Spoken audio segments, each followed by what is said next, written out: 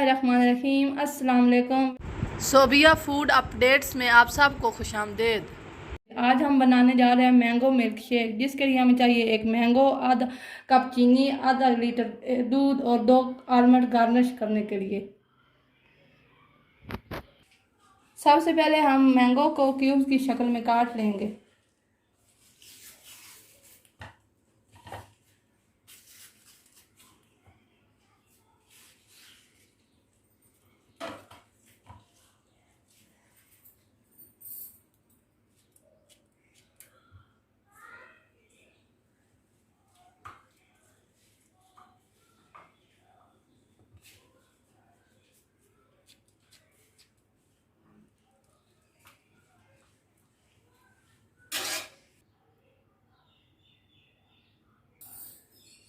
सबसे पहले हम अभी डालेंगे ब्लेंडर में आम, दूध,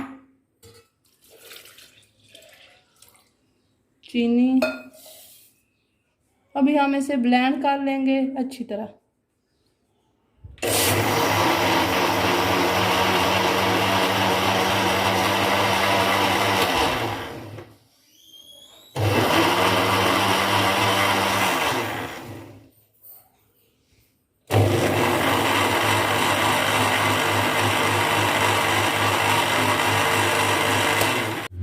अगर आपको हमारी ये वीडियो पसंद आई